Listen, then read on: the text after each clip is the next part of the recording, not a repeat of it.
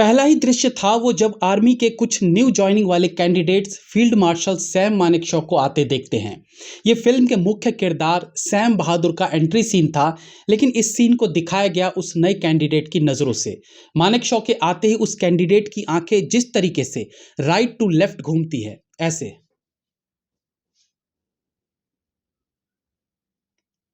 वो दृश्य सैम बहादुर के रुतबे, उनकी पर्सनैलिटी, उनके ऑरा को दिखाने का एक बेहतरीन तरीका था। सैम मानेकशॉ के जीवन पर आधारित ये चलचित्र किस हद तक दर्शकों के हृदय में उतर पाई, इस पर आज की चर्चा रहेगी। समीक्षा करेंगे फिल्म सैम बहादुर।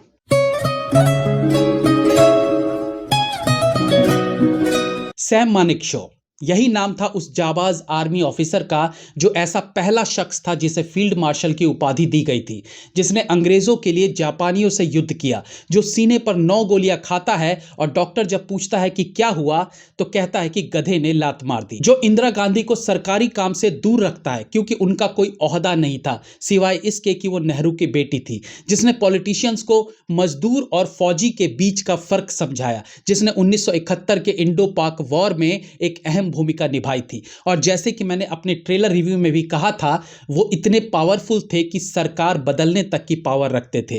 अब जब इस तरह की शख्सियत पर फिल्म बनाने की बात आती है तो सबसे अहम होता है रिसर्च।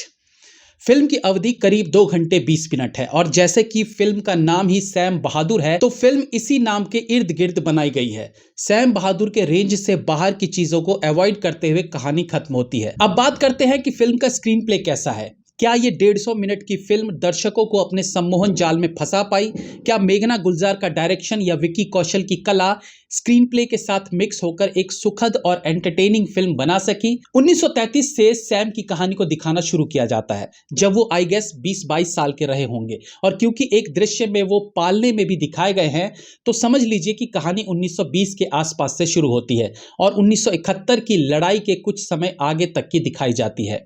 अब करीब 50 साल के सैम मानेकशॉ के करियर को दिखाना था और इसमें यह चैलेंजिंग रहा होगा मेकर्स के लिए कि वो किन लम्हों पर ज्यादा फोकस करें, क्योंकि फिल्म की अवधि तो 2 घंटे 20 मिनट ही है।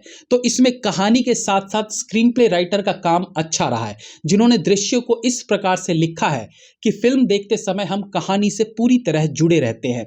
इसमें कई जगह सीन्स को प्रत्याशित करने के लिए जो ओरिजिनल फुटेजेस का प्रयोग किया गया है वो भी बेहतरीन फील होता है। बट आज जिस तरीके से ऑडियंस का टेस्ट देखने को मिल रहा है, जहां किसी का भाई किसी की जान टाइप की फिल्मों को भी 150 से 200 करोड़ का बिजनेस करा दिया जाता है और मिशन रानीगंज जैसी फिल्मों का बॉक्स ऑफिस पर बुरा हश्र होता है, तो सिनेमा के बदलते स्वरूप में यह फिल्म किस तरह के दर्शकों को लुभा पाएगी और किन्हें एवरेज लगेगी ये कह पाना मुश्किल रहता है। लेकिन जब टेक्निकल एस्पेक्ट्स पर बात करेंगे तो स्क्रीन प्ले एंगेजिंग है, पार्ट वाइज कहानी खुलती रहती है और स्क्रीन प्ले राइटिंग का उत्कृष्ट नमूना यह रहता है कि बहुत कम वॉर सीन्स को दिखाने के बाद भी माइंड में ऑटोमेटिकली वॉर सीन्स चलते रहते हैं। फिल्म ऑफ कोर्स सैम के जीवन पर आधारित है, लेकिन क्योंकि वो एक पावरफुल आर्मी ऑफिसर थे जिनका पॉलिटिशियंस के बीच भी दबदबा था, तो जाहिर बात है कुछ एक मौक़ों पर कहानी में पॉलिटिकल चीज़ें भी देखने को मिलती हैं, जैसे कि इंदिरा गांधी की फिरोज खान से शादी की खबर को रेडियो पर सुनना, जिस पर सैम का रिएक्शन कि पारसी अच्छे हस्बैंड साबित होते हैं, या जिस प्रकार से मीटिंग रूम में सैम इंदिरा गांधी को नहीं जाने देते क्योंकि उनका पॉलिटिक्स में कोई ओहदा नहीं था उस वक्त। लेकिन इन सभी पॉलिटिकल सीन्स में कुछ ऐसा नहीं घटता जो कंट्रोवर्शियल लगे। सैम का नेहरू को इमोशनल कहना और इंदिरा गांधी को प्रैक्टिकल कहना कहीं ना कहीं चीज़ों को बैलेंस कर ही देता है। अब बात करेंगे उसकी जिसके कारण ये फिल्म आपको देखनी चाहिए। रीज़न है विकी कौशल। ये वो एक्टर है जो दिन ब दिन अपनी प्रतिभाओं के पिटारे से कुछ न कुछ ऐसा निकाल रहा है जो शॉकिंग लगता है। सैम मानेकशॉ जैसे व्यक्तित्व को पर्दे पर उतारना किसी भी एक्टर के लिए एक टफ टास्क रहता, लेकिन विकी कौशल ने जिस तरीके से सैम के व्यक्तित्व को पर्दे पर उतारा है, उनके छोटे बड़े न्यूएंसेस, उनकी चाल ढाल, उनकी वे ऑफ टॉकिंग, उनके कपड़े पहनने के स्टाइल, उनकी डायलॉग डिलीवरी को करके दिखाया है, वो ऑसम है। विकी कौशल एक्टिंग के मामले में पूरे खरे उतरते हैं। ऊंची और बुलंद आवाज में जिस तरीके से वो डायलॉग डिलीवरी करते दिखे हैं, वो किसी के लिए भी आसान नहीं रहा होगा, क्योंकि उस डायलॉग में, उस आवाज में एक आर्मी मैन की छवि दिखती है जो अच्छे खासे प्रैक्टिस के बाद ही प्राप्त किया जा सकता है। तो विकी कौशल इस फिल्म के सबसे बड़े प्लस पॉइंट है, बाकी सब उसके बाद है। सानिया मल्होत्रा अपने सपोर्टिंग किरदार में ठीक लगी हैं, वहीं सना शेख भी इंदिरा गांधी के कैरेक्टर के करीब रहने की कोशिश करती फील हुई है। मोहम्मद जिशान अयूब के कुछ सीन्स लगा जैसे मिसिंग हैं। दरअसल सैम मानेकशॉ की असल कहानी के कुछ पन्ने यहां गायब भी दिखे हैं, जैसे कि जब उन्हें 9 गोली लगती है तो एक जापानी अफसर द्वारा उन्हें उस स्थिति में मेडल पहनाए जाने की जानकारी कई जगह उपलब्ध है, लेकिन वो सीन यहां नहीं है। वहीं अपने साथी को बाइक बेचने की कहानी भी है, जो फिल्म में 1500 में दिखाया गया है, लेकिन रिसर्च के अनुसार वो 1000 रुपये में बेची गई थी।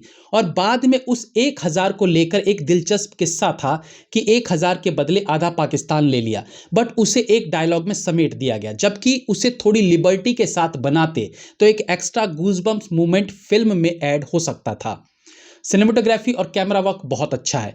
एक वॉर सीन में फाइटर प्लेन द्वारा बस के ठीक ऊपर बॉम्ब गिराने के दृश्य को बेहतरीन तरीके से शूट किया गया है। बैकग्राउंड म्यूजिक ठीक है, और म्यूजिक की बात करें तो बढ़े चलो सॉन्ग को जिस तरीके से पिक्चराइज किया गया है, जिस तरीके से उसके लिरिक्स हैं, जहां हर प्रांत का फौजी अपने भगवान की जयकार करता है, वो ऑसम है।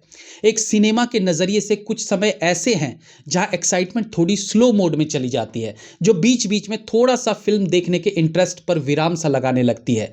इन कुछ एक खामियों को छोड़ दिया जाए तो ये एक well written, directed and performed film है। मैं फिल्म को 3 स्टार्स देना चाहता हूं, लेकिन विकी कौशल के एक्स्ट्रा एफर्ट मुझे 3.5 देने पर विवश करते हैं। Have a nice day.